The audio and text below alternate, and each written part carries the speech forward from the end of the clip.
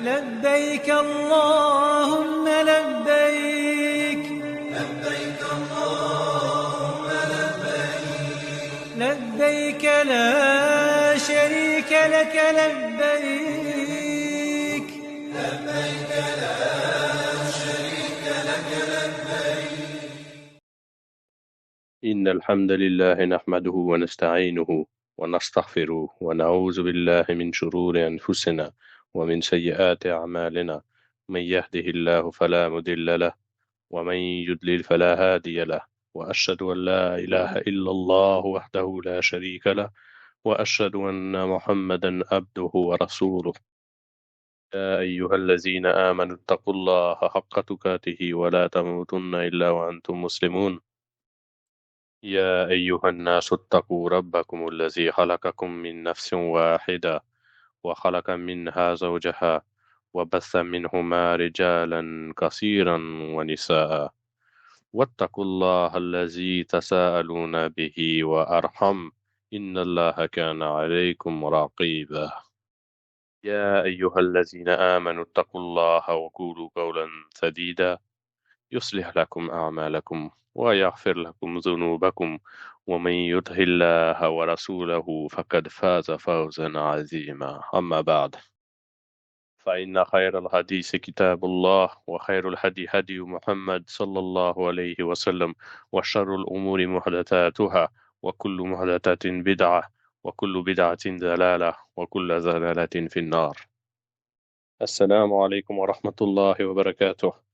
Bienvenue à tous dans ce nouveau format de vidéo. Ce format-là, c'est pas comme les vidéos que vous connaissez déjà, les lives, les podcasts, les lives questions-réponses. Ce format, c'est un autre type de format de mes réflexions sur le Hajj que je veux partager avec vous. Et Inch'Allah, ça va vous permettre d'écouter de belles paroles pendant votre attente, que ce soit l'attente de la validation de vos profils, que ce soit l'attente de l'activation des e-wallets, que ce soit l'attente de la publication des packages. Donc voilà, j'espère que ces paroles, elles vont renforcer votre motivation et votre envie d'aller au Hajj. Et pour ceux qui n'ont pas l'intention d'aller au Hajj cette année, j'espère que toutes ces paroles et ces réflexions que je vais faire aujourd'hui, elles vont vous donner envie l'année prochaine de faire le Hajj. Et on invoque Allah, qu'Allah il facilite à ceux qui veulent faire le Hajj cette année et qu'Allah il puisse inviter les autres dans les années à venir, Inch'Allah. Alors, j'aimerais commencer cette vidéo par vous parler d'Ibrahim alayhi salam. Vous savez, Allah, il a envoyé des messagers, des prophètes dans ce monde, dans cette dunya. Et parmi ces messagers, ces prophètes, les 5 plus grands messagers, c'était Nuh alayhi salam, Ibrahim alayhi salam, Moussa alayhi salam, Isa alayhi salam et le prophète Mohammed alayhi salam. Donc ça, c'était les 5 plus grands messagers que Allah il a envoyés. Ils étaient parmi les plus grands hommes que cette terre elle ait connus. Et du coup, parmi ces 5-là, il y avait Ibrahim alayhi salam, Ibrahim al-Khalil, l'ami d'Allah. Et Ibrahim alayhi salam, Allah il lui a demandé tout au long de sa vie de faire des sacrifices.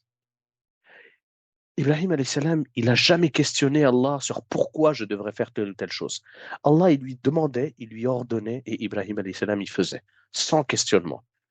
Par exemple, on sait que Ibrahim alayhi salam, il a laissé sa femme et son fils dans un désert, sans nourriture, sans eau, sans personne pour les surveiller, sans personne pour leur apporter la sécurité, juste parce qu'Allah il leur a demandé. Ibrahim alayhi salam, on sait aussi que il était allé égorger son fils quand Allah il lui a demandé, sans questionnement, sans demander pourquoi je devrais égorger mon fils. Allah il lui a ordonné et il a effectué. Et Ibrahim alayhi salam, à un âge avancé de sa vie, quand son fils Ismaïl alayhi salam, il est devenu mature, il a grandi, Allah, il lui a demandé de bâtir un temple. Donc ce temple-là, qu'Ibrahim alayhi salam, il a bâti, il a été bâti sur les fondations qu'à l'époque d'Adam alayhi salam, il avait bâti. D'accord? Donc au même endroit exactement. Donc Ibrahim alayhi salam, Allah, il lui a demandé de bâtir un temple pour que les gens viennent l'adorer ici. Et Ibrahim alayhi salam, il n'a jamais questionné Allah. Avec l'aide de son fils, il a construit ce temple-là. Aujourd'hui encore, quand vous allez aller faire le Hajj ou quand vous allez faire la Umrah, vous passez, quand vous faites le tawaf, vous avez un petit endroit, une petite grille dorée dans laquelle il y a une pierre qu'on appelle, cet endroit qu'on appelle Maqam Ibrahim, la station d'Ibrahim. Il y a une pierre à l'intérieur sur laquelle montait Ibrahim alayhi salam pour construire ce temple-là. Et du coup, une fois que la construction de ce temple a été terminée, elle a été achevée, Allah, il a demandé à Ibrahim alayhi salam d'appeler au pèlerinage. Il a demandé à Ibrahim alayhi salam d'appeler au Hajj.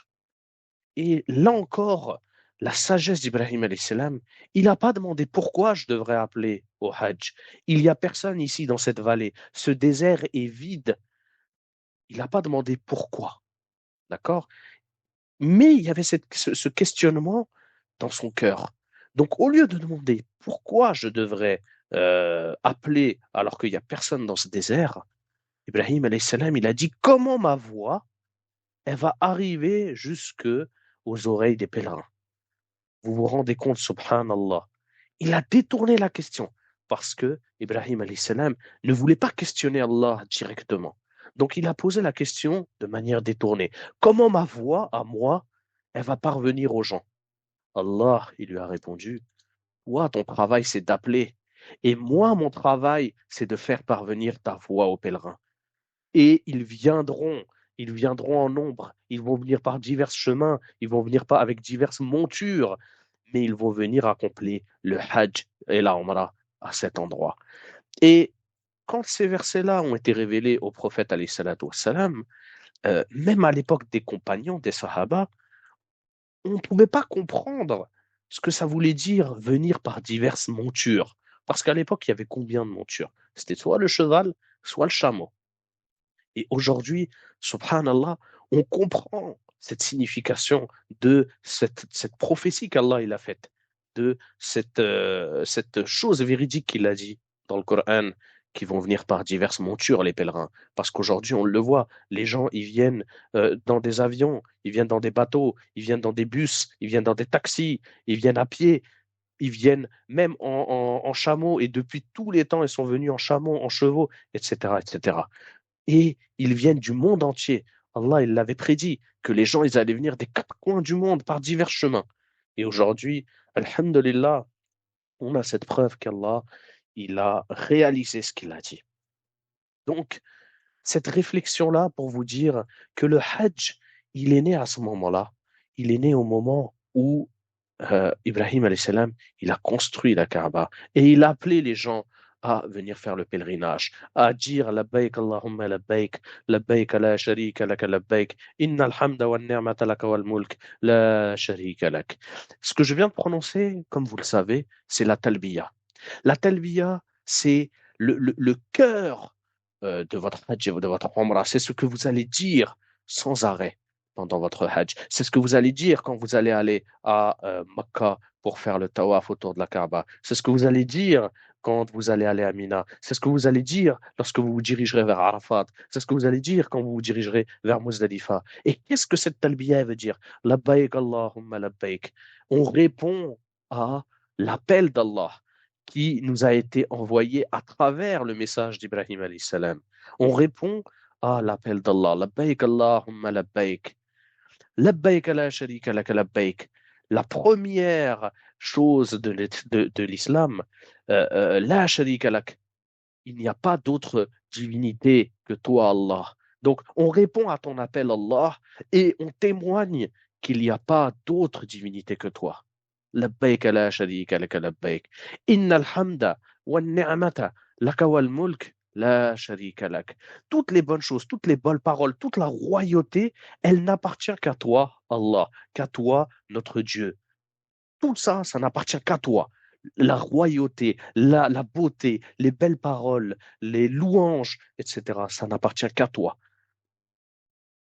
En gros, ce qu'on fait quand on récite la talbiya et qu'on se dirige vers Makkah, qu'on se dirige vers Arafat, qu'est-ce qu'on est en train de dire? On est en train de dire, Allah, tu nous as appelés, on a répondu, on a tout laissé derrière nous et on vient parce que c'est toi qui détiens tout.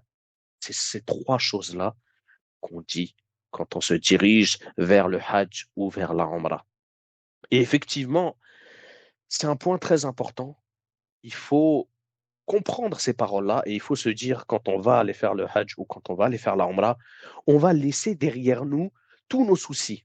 On va laisser derrière nous notre vie mondaine. On va laisser derrière nous notre argent, nos proches. On va tout laisser. On sera habillé en ihram. Le ihram pour l'homme qui est le pagne blanc qu'il met. Il nous rappelle aussi la mort. Parce que comme quand vous allez faire le Hajj ou la Umrah, eh bien, vous êtes en pagne blanc. Et ça nous rappelle qu'on laisse tout derrière nous. Vous remarquerez que le ihram, il n'a pas de poche. D'accord? Il n'a pas de poche. Et quand vous allez mourir, quand vous allez être 6 pieds sous terre, vous n'aurez pas de poche non plus pour emporter votre argent, pour emporter votre portable, votre iPhone, vos clés de voiture, etc., etc. Donc, ce ihram, il n'a pas de poche. Et bien, de la même manière, quand vous allez mourir, vous allez partir en laissant tout ici. Et quand on va au Hajj, quand on a mis l'ihram, on se dit, on laisse tout derrière nous. Et on obéit à Allah pour répondre à son appel, la chose la plus importante. D'accord? Et de la même manière, quand vous allez finir le Hajj, vous allez enlever ce ihram. C'était comme si vous renaissez. C'est-à-dire, vos péchés, Allah, il va les effacer. Il va vous faire renaître. D'accord? Donc, ce point-là, il est très important. Sachez une chose, c'est qu'Allah, il promet aux musulmans, il promet une chose. Il promet que chaque pas que le musulman il va faire pour aller au Hajj, chaque pas, il aura une rétribution. D'accord? Chaque goutte de transpiration que vous allez avoir, elle aura sa rétribution. Chaque invocation que vous allez faire, elle aura sa rétribution. Tout aura sa rétribution quand vous allez partir pour faire le Hajj ou la Umrah. D'accord? Chaque euro que vous allez mettre, Allah, il n'a pas besoin de votre argent. Allah, il n'a pas besoin de vos euros. Allah, il n'a pas besoin des 10 000 euros ou des 8 000 euros que vous allez mettre dans votre package. Il n'en a pas besoin de ça. Mais comme vous l'avez investi pour Allah, Allah, il va vous le rendre, cet argent-là également.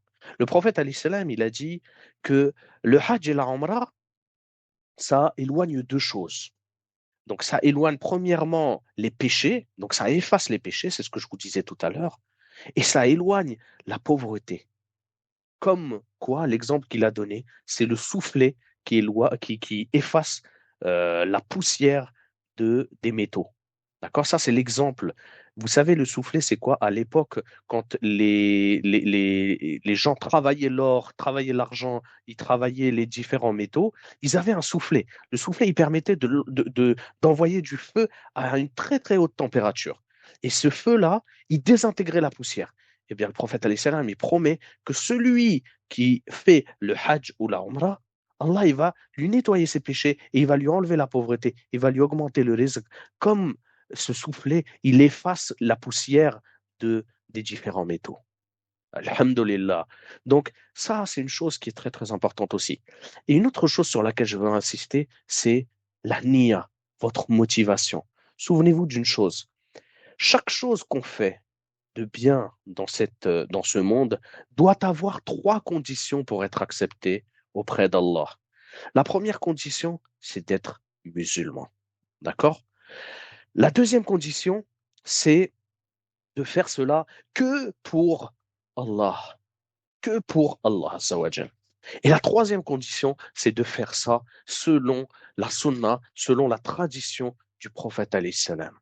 Donc, à chaque fois que vous allez faire une adoration pendant votre voyage à Makkah ou à Medina, souvenez-vous de ces 3 conditions-là, de faire déjà d'être musulman, alhamdulillah, de faire ça pour Allah uniquement, pas pour que les gens ils vous regardent, pas pour qu'ils disent machin, il est bien, il fait ci, il fait ça, non.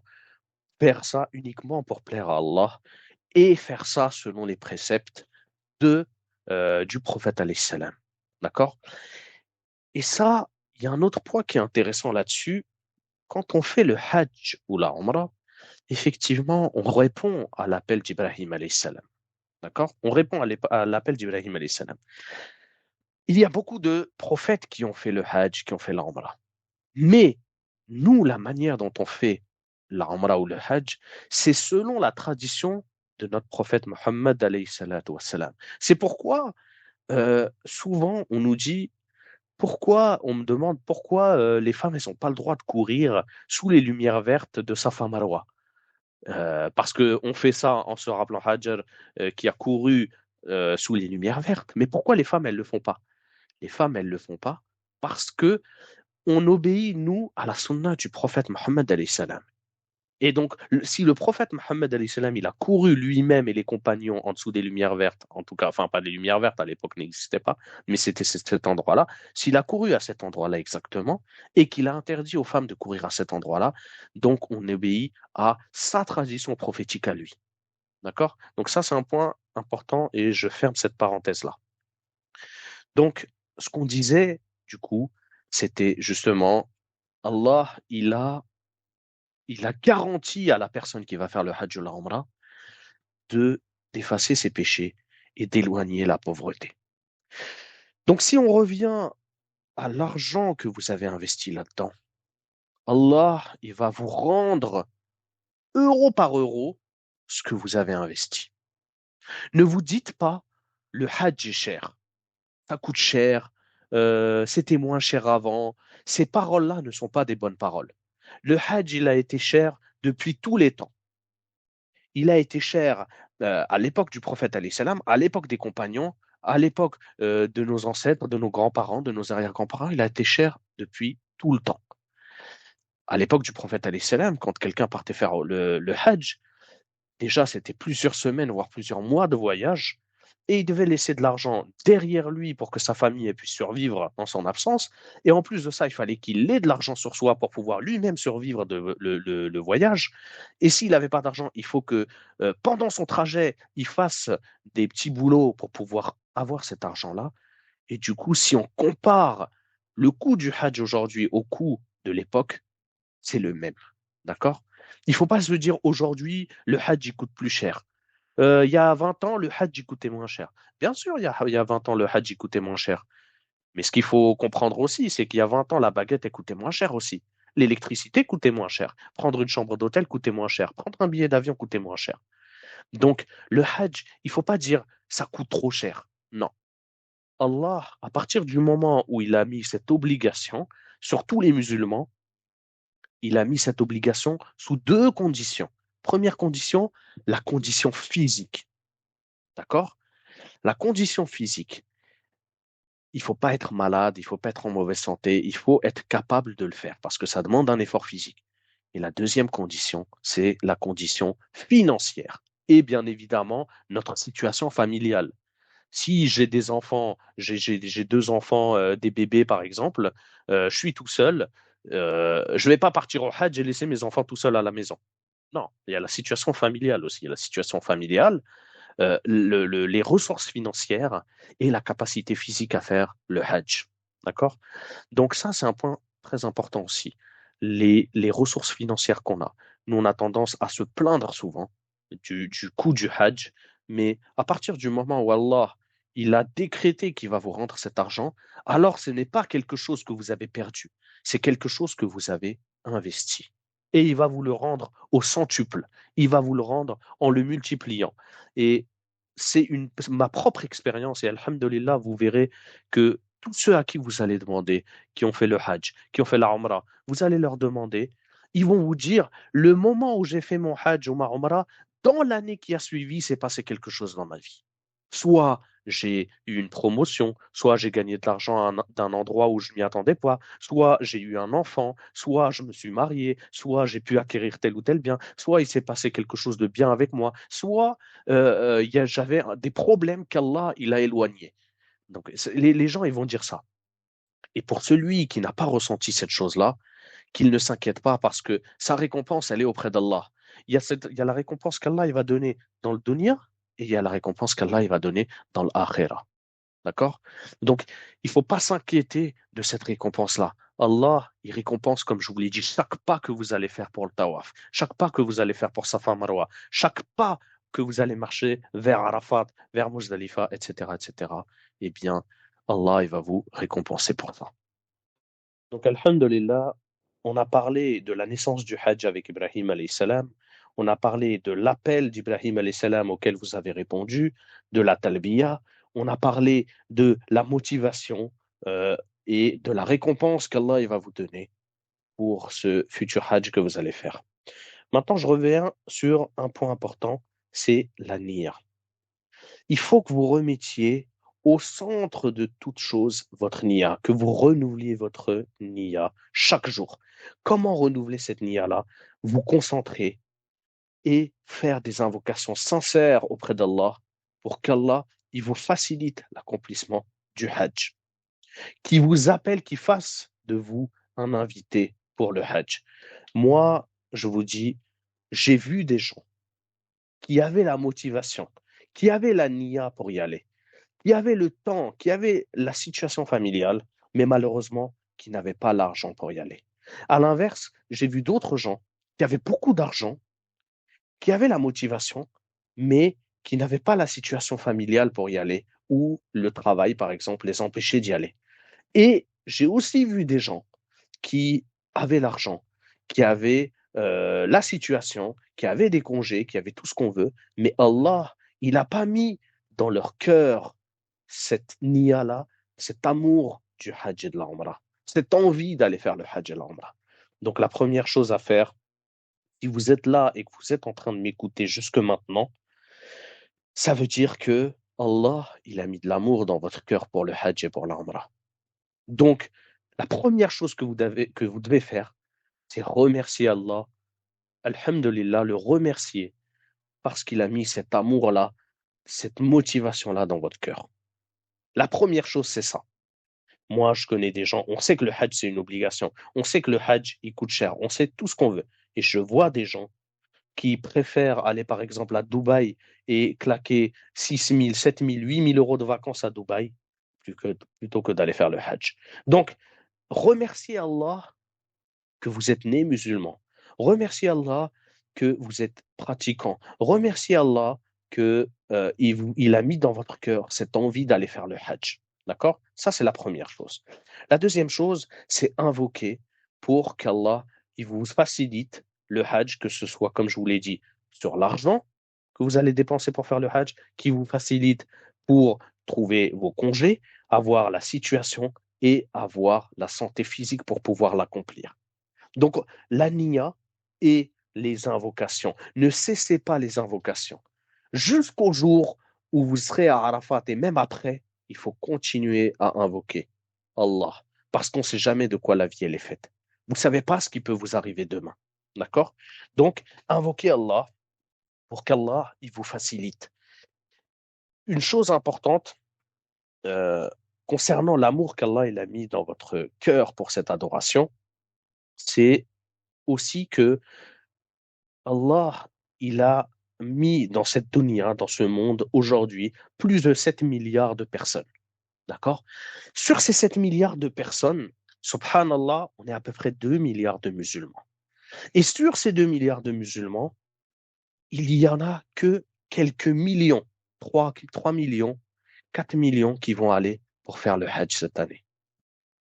Donc, si vous êtes choisi pour Allah, par Allah, il faut que vous disiez une chose, c'est qu'Allah, il vous a choisi parmi 7 milliards de personnes. Subhanallah. Faites le calcul. Faites la proportion de 3 ou 4 millions sur 7 milliards. Et vous allez vous rendre compte de l'amour qu'Allah il a pour vous, de vous avoir choisi. Il vous a invité. D'accord? Être invité de quelqu'un, c'est une grande chose. Quand on est invité par quelqu'un de la famille, par exemple, vous allez chez lui, il va préparer à manger, il va décorer la maison, il va nettoyer la maison. Quand vous allez arriver chez lui, il va vous mettre à l'aise, vous faire asseoir, etc., etc. Maintenant, imaginez-vous qu'un roi, le roi d'un pays, vous invite chez lui. Imaginez comment le roi il va vous recevoir. Maintenant, imaginez que le roi des rois, Allah, il vous invite chez lui. Allah, il vous invite à Makkah pour faire le hajj, pour faire la umrah. Il vous invite pour faire le tawaf. D'accord? Imaginez-vous. Allah, il vous invite, vous êtes en train de faire le tawaf. Regardez dans le ciel. Vous êtes en train de faire le tawaf au sol. Mais quand vous allez regarder vers le ciel, au-dessus de la Kaaba se trouve la Kaaba des anges, se trouve Bayt al-Ma'mour. Et autour de Bayt al-Ma'mour, il y a les anges aussi qui font là le tawaf. Il y a les anges qui font le tawaf. Vous êtes en train de faire le tawaf autour de la Kaaba et en haut, les anges ils sont également en train de faire le tawaf. À un instant T, il y a plus de 70 000 anges qui font le tawaf. D'accord? Sauf que la différence entre vous et eux, c'est que eux, quand ils vont finir le tawaf, ils vont retourner dans la file d'attente et leur tour ne reviendra plus jamais. Le jour du jugement dernier, il va arriver, mais leur tour ne reviendra plus. Alors qu'Allah, il vous a donné cette ni'ma de pouvoir faire le tawaf plusieurs fois. Au sein du même hajj, vous allez faire le tawaf de votre umrah si vous faites le hajj tamattu. Donc vous allez faire le tawaf de la umrah. Ensuite, vous allez faire le tawaf ifada. Ensuite, vous allez faire le tawaf d'adieu. Donc au sein du même hajj, vous faites 3 tawafs. Et l'ange qui est au-dessus de vous, qui est en train de faire le tawaf également, eh ben, il va faire un tawaf et son deuxième tour n'arrivera jamais. Yawm al-Akhira, il viendra, la fin du monde, elle va arriver, mais son tour, il ne viendra pas. Maintenant, imaginez-vous, retourner au Hajj, retourner à la Umrah. Le prophète, alayhi salam, il a encouragé les gens à faire plusieurs Umrah, à faire plusieurs Hajj. Il a encouragé. Faites suivre la Umrah l'une après l'autre. Faites suivre le Hajj l'un après l'autre. C'est ça les paroles du prophète, alayhi salam. Il y a une baraka dans ces paroles. Il y a quelque chose dans ces paroles de magnifique. C'est quoi? C'est que quand vous allez faire votre hajj, votre umrah, vous allez faire votre tawaf, et vous allez revenir, et vous allez en refaire un, et vous allez revenir, et vous allez en refaire un. Allah, il vous a donné cette chance de pouvoir refaire tawaf sur tawaf. Même sur place, vous voulez faire un tawaf surérogatoire, vous pouvez. L'ange qui est au-dessus de vous, en train de faire le tawaf également, lui, il ne peut pas. Non, dites-moi, est-ce qu'Allah, il a de l'amour pour vous ou pas? Allah, il vous a choisi. Il vous a choisi sur 7 milliards de personnes. Il vous a invité. Le roi des rois, il vous a invité à sa table. Il vous a invité à Makkah. Il vous a invité à Arafat. Et à Arafat, le jour où vous allez être à Arafat, Allah, il va se vanter auprès des anges. Il va dire, regardez les gens qui sont à Arafat, regardez-les. Ce sont mes serviteurs. Regardez comment ils ont les cheveux ébouriffés. Regardez comment ils sont en ihram. Ils ont de la poussière sur eux. Comment ils sont? Dans quelle position? Ils ont les mains levées. Ils sont en train de t'invoquer. Qu'est-ce qu'ils veulent? Allah, il demandera aux anges, qu'est-ce qu'ils veulent? Accordez-leur, donnez-leur. Allah, il va se vanter auprès des anges de vous. Auprès de qui? Des anges. Les anges, c'est quoi? Les anges, c'est des êtres qui sont dotés d'une capacité de faire des adorations sans dormir, sans manger, sans cligner des yeux. Il y a des anges. Allah, quand il ordonne à un ange, l'ange est obligé de faire. Donc, ce qu'il faut que vous compreniez, c'est qu'Allah, il vous aime par-dessus l'amour qu'il a pour les anges. Vous voyez ce que je veux dire? Vous n'avez pas vu Allah, mais vous avez répondu à son appel. Vous vous êtes présenté devant lui, à Arafat. Vous vous êtes présenté devant lui pour faire le tawaf. Vous vous êtes présenté dans la situation qu'il a demandé, dans l'habit qu'il a demandé, dans cette situation d'ihram, dans cet état de sacralité. Vous êtes présenté à lui. Et Allah, il va vous exaucer. Et Allah, qu'est-ce qu'il vous donne en échange?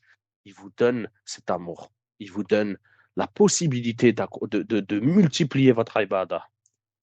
Et c'est ça qu'il faut que vous mettiez dans la tête, c'est que vous êtes privilégié.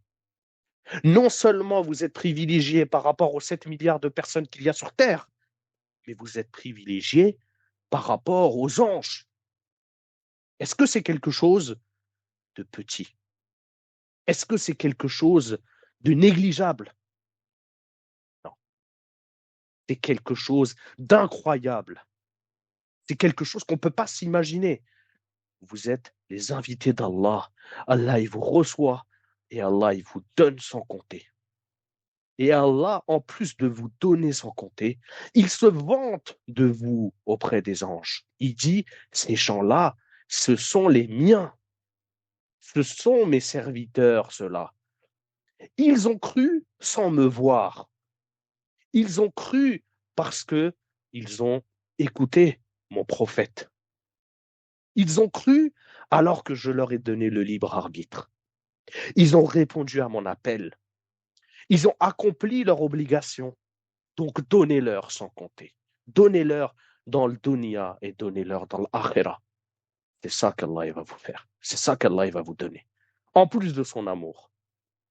Donc vous allez être à ce moment-là la fierté d'Allah. Et ça, c'est pas quelque chose de négligeable.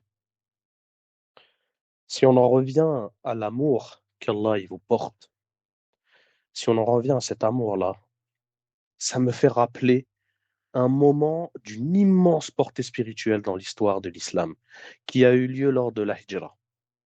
Quand le prophète alayhi salam et Abu Bakr radiyallahu anhu, ils se sont enfuis de Mecca pour aller vers Medina, ils se sont cachés dans une montagne, d'accord?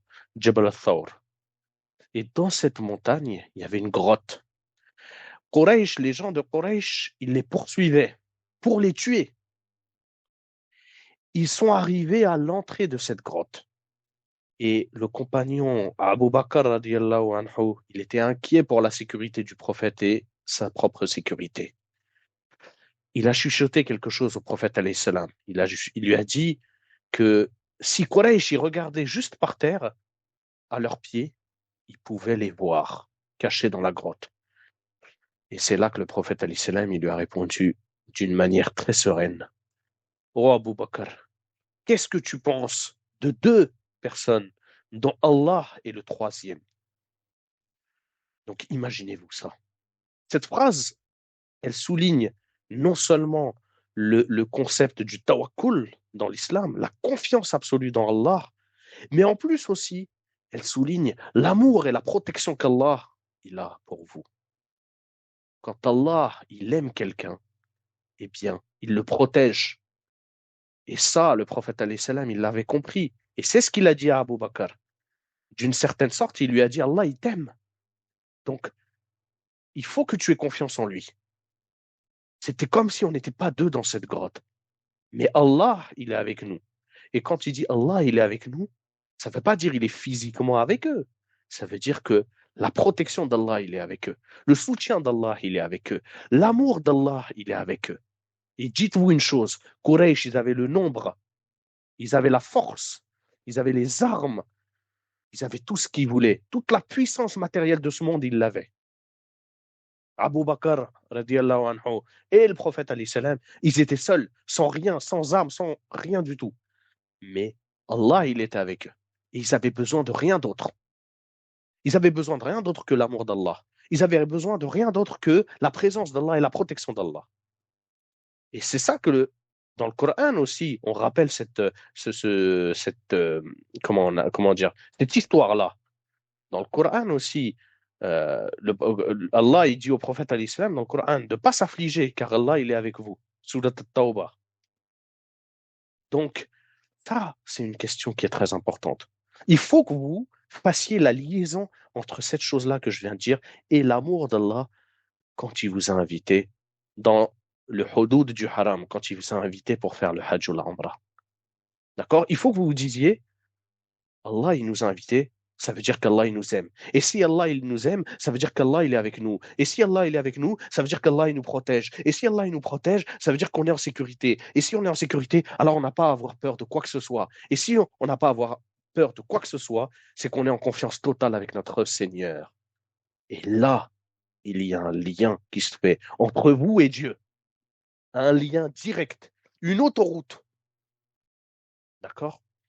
Donc ça, c'est un sujet qui est très important aussi. L'amour d'Allah inclut aussi sa protection. Et inclut aussi, comme je l'ai dit tout à l'heure, la réalisation de tous vos souhaits. D'accord? Donc ça, c'est très très important aussi.